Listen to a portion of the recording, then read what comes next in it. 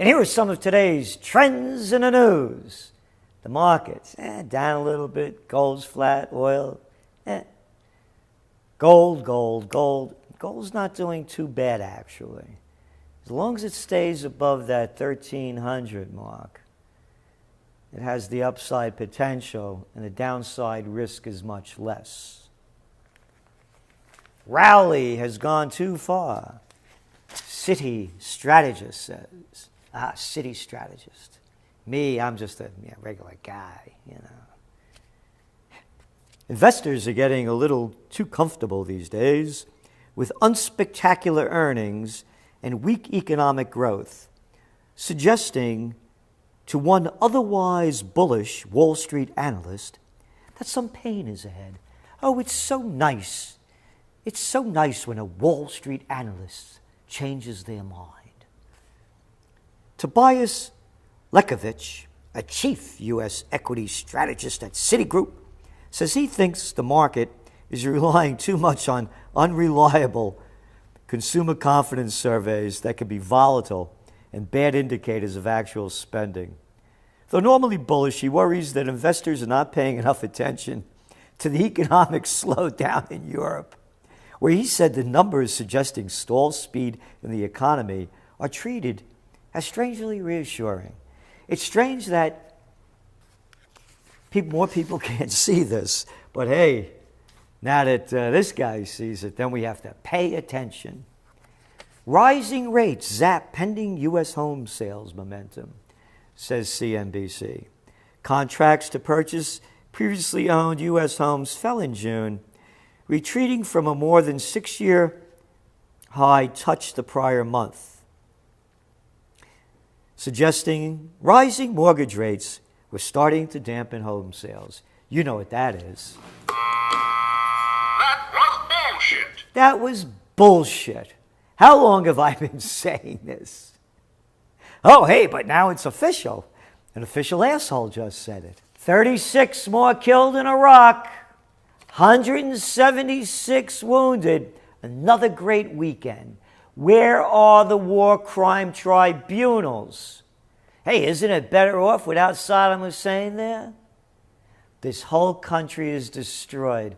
I saw a number that came out. I can't verify it. But over 1 million Iraqis had been killed since the United States invasion. That's freedom and democracy for you, huh?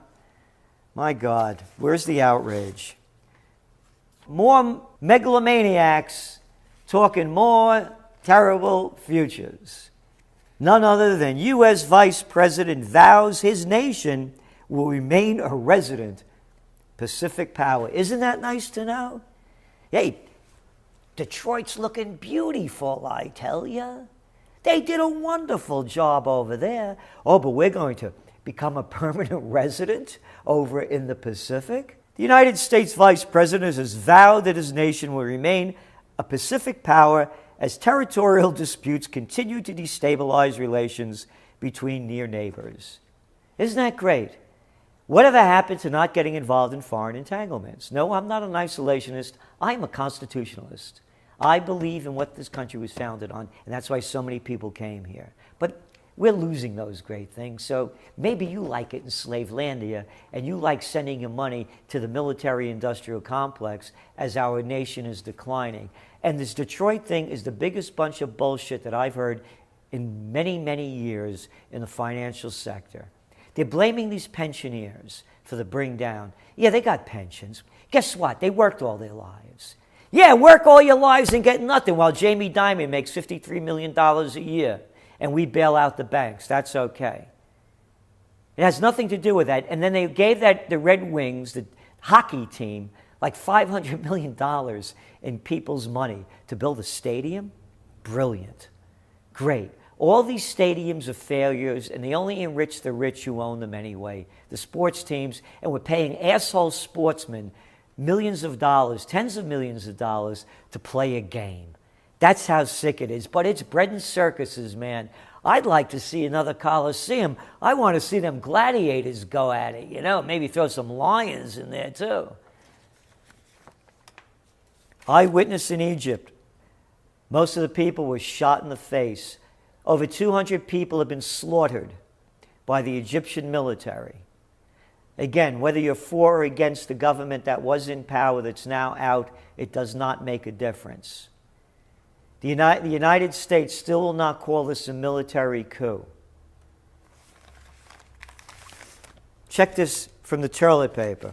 White House response muted to new mass killings of Egyptian protesters. Oh, we're muted. We have to be careful. Hey, remember when a couple of people died in Libya? And how that brutal dictator over there was stopping the people from attaining their freedom? And they destroyed Libya? But no, they're getting away with it over there in Egypt. Plus, we just sent them that $1.5 billion because it's not a coup d'etat, according to Americans. Yeah, you know, general takes over, but it's no coup. Let's see over here. Spokesman for the State Department and the White House National Security Council declined to comment on Sunday about this being a coup. In a statement on Saturday, Secretary of State John Ketchup King, he married the chick who owns the ketchup fortune with Heinz, called the violence a pivotal moment for Egypt. Oh, no kidding. Really? Wow, blow me away. So that's it on Egypt. Not too good. Not too good. It's a civil war. Period, paragraph.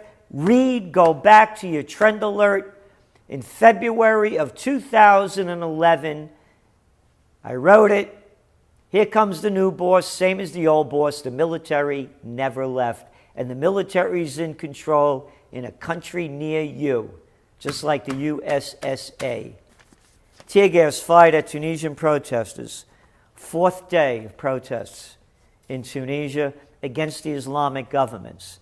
Now here's something very interesting. Both in Egypt and Tunisia, the secularists that overthrew the ruling parties did it on their own without the Islamists.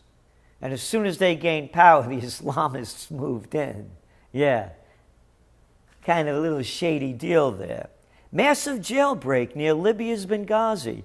Oh, yeah, Benghazi. I remember seeing all those CNN prostitutes. Weed them in, this guy, that guy.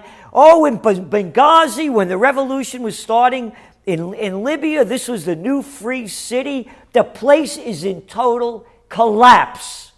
But you don't see it on the prostitute news. No. And they're going to take you to war again. They're going to take you to war again. Israel and Palestinians set to resume peace talks. U.S. announces. Celente announces more bullshit. There never have been peace talks. All they are stealing land talks. And how much more land could Israel steal? I'm asking everyone to speak out, do something against this latest atrocity committed by Israel of taking ancient tribal lands away from the Bedouins. And you know what the excuse is?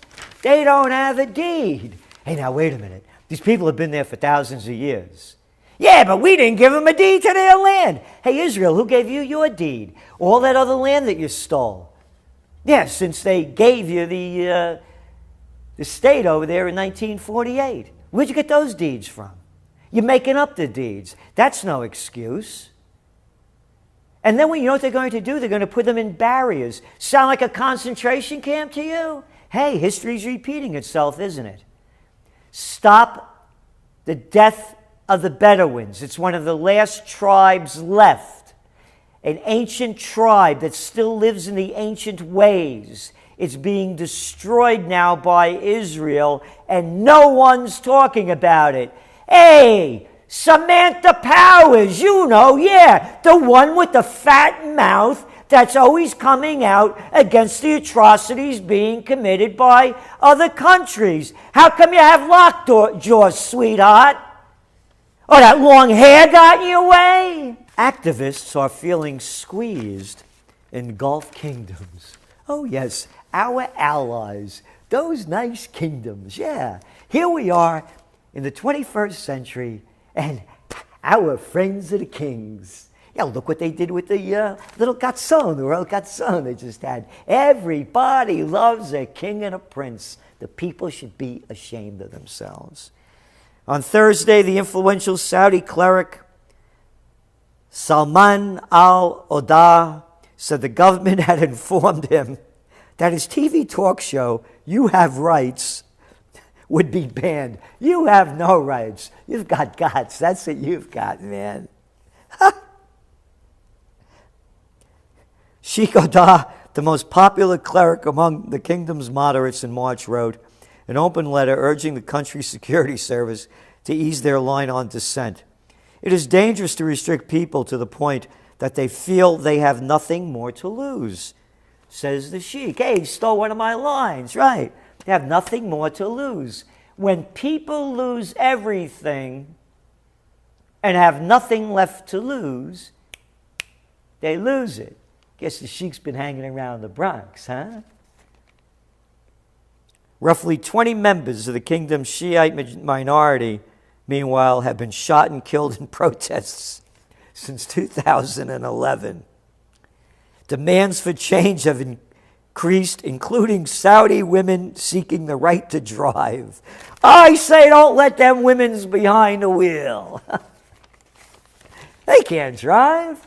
They'll only drive you crazy. Keep them off the roads, the Saudi prince says. I love this one. On July 10th, Saudi King Abdullah delivered a stern speech marking the Islamic holy month of Ramadan, in which he warned that Saudi Arabia, quote, will not allow religion to be exploited by extremists. Now check it out. Here's where it really gets good. Quote, we will not accept anyone in our country and in any circumstances to join political parties which have nothing to do with God and which only lead to conflict and failure.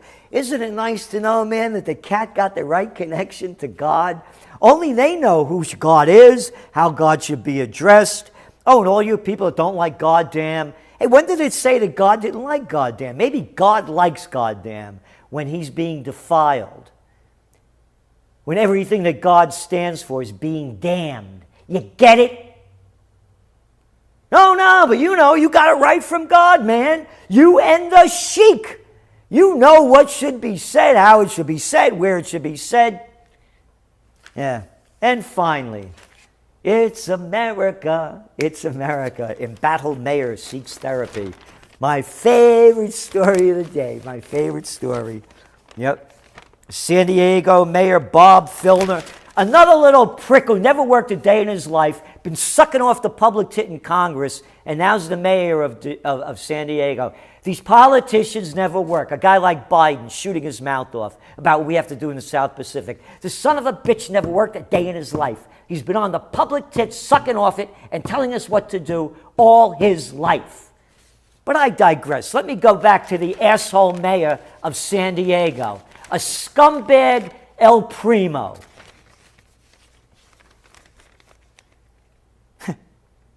San Diego Mayor Bob Filner said he would enter a clinic for 2 weeks of, quote, intensive therapy, end quote, ignoring escalating calls for his resignation after 7 women publicly accused him of sexually harassing them. How could you get away with this crap? I love it. I'm going into intensive therapy for 2 weeks. Oh, yeah, great, man. You should go into an insane asylum for the rest of your life, and the prostitute should go along there with him, because this son of a bitch will get a free ride, just like the rest. And here's another one. Ethics panel probing 4 House members. Yeah, is he probing? I thought the embattled mayor was doing the probing, man. The whole system is corrupt. Society is breaking down. The fish rots from the head down. This is Gerald Celente, and that's some of today's trends in the news.